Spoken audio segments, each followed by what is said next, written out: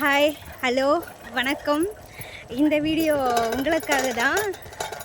இவனோட நான் வீடியோ எடுக்கிறதுக்காகவே சைக்கிளில் வராளா அப்படிலாம் நினைக்காதீங்க. நான் வந்து ஒர்க்கு போயிட்டு வணக்கம். நான் வந்து சைக்கிள் ஓட்டிக்கிட்டே ஒரு வீடியோ எடுக்கணும்னு ரொம்ப நாள் ஆசை. அதனால தான் இந்த வீடியோவை நான் எடுக்கிறேன். இங்கே பாருங்கள், நான் டெய்லியும் இந்த வழியாக தான் வரேன், சைக்கிளில் தான் வரேன். எதுக்கு இந்த பதிவுன்னா, நான் டெய்லியும் அப் அண்ட் டவுன் வந்து 6 கிலோமீட்டர் வந்து போகிறேங்க. அதனால் கொஞ்சம் கஷ்டமாக இருந்தது.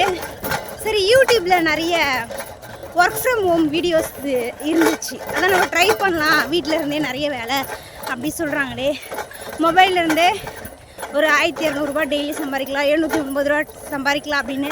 சரி, நான் நிறைய வீடியோ போய் உள்ளே பார்த்தேன். அதில் எல்லாம் என்ன பண்ணியிருப்பாங்கன்னா, கமெண்டை வந்துட்டு ஆஃப் பண்ணி வச்சுருப்பாங்க, டிசேபிள் வச்சுருப்பாங்க. ஒரு 2-3 பேர் மட்டும் எனேபிளில் வச்சுருந்தாங்க.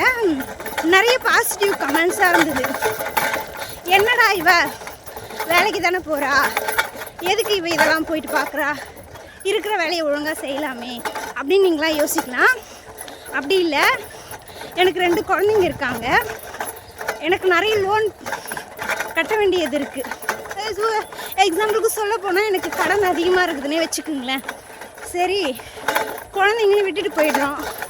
ஒரு நாளைக்கு ஒரு 850 ரூபா 1200 ரூபா அப்படிலாம் சொல்கிறாங்களே, நல்லா பாசிட்டிவ் கமெண்டாக இருக்கே அப்படின்னு சொல்லிட்டு அந்த மாதிரி வீடியோலாம் நான் ட்ரை பண்ணி நேற்று எனக்கு லீவு ட்ரை பண்ணி பார்த்தேங்க. எனக்கு தெரிஞ்சு எல்லாம் பொய் அப்படி சொல்கிறாங்களே, அந்த மாதிரி வீடியோவாக தான் இருக்குது.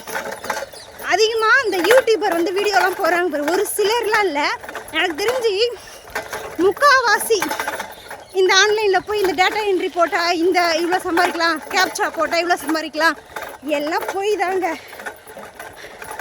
நம்மளுடைய டேட்டா வேஸ்ட் ஆகிறதும் நம்மளுடைய நேரம் வேஸ்ட் ஆகிறதும் ஒன்று தான். அதுக்கப்புறம் இன்னொரு கொடுமை என்ன பார்த்தீங்கன்னா, பாசிட்டிவ் கமெண்ட் இருக்க ஒரு பர்சனு வீடியோ போட்டிருக்காங்க, நல்லா இருக்குன்னு கமெண்ட் பண்ணுறாங்களே, அதில் ஒரு 300 கமெண்ட் இருக்குது. எவராச்சும் அதை நான் யூஸ் பண்ணி இவ்வளோ ஏர்ன் பண்ணேன் அப்படின்னு சொல்லிட்டு மெசேஜ் போட்டிருக்காங்களா? ஒருத்தர் தான் போட்டிருப்பாங்க. அந்த ஒருத்தர் பார்த்திங்கன்னா முதல் கமெண்டாக தான் இருக்கும். அது யார் போட்ட கமெண்டோ எனக்கு தெரியல. மற்றபடி ஒரு கான்ஃபிடென்ட் வந்துருச்சு, அது வந்துருச்சு, இது வந்துருச்சுன்னு சொல்கிறாங்களே கண்டி, அதை யூஸ் பண்ணி பார்த்துட்டு வந்து கமெண்ட் போடுங்க. ஏன்னா உங்களை மாதிரி நல்ல கமெண்டாக இருக்கான்னு படித்து ஏமாறுறவங்க நிறைய பேர்.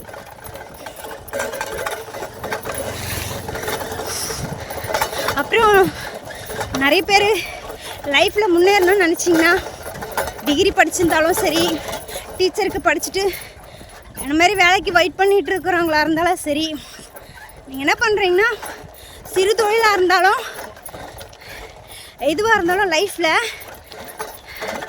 அடித்தட்டத்துலேருந்து மேல் நோக்கி வர்றதுக்கு தாங்க நம்ம ட்ரை பண்ணணும். அதாவது சின்ன தொழிலை ஸ்டார்ட் பண்ணி கொஞ்சம் கொஞ்சமாக முயற்சி செஞ்சு அடிபட்டு, அது எப்படி சொல்கிறது, அதாவது சின்ன குழந்தையாக இருந்தால் தத்தி தவழ்ந்து அதுக்கப்புறம் தான் நடக்க ஆரம்பிக்கும். அது மாதிரி தான் நம்மளும் முன்னேற முயற்சி செய்யணும். எடுத்தோடனே முன்னேறணும் யூடியூப்லாம் பார்த்தா சாத்தியமில்லாத ஒன்று. வேணால் யூடியூப் ஸ்டார்ட் பண்ணலாம்,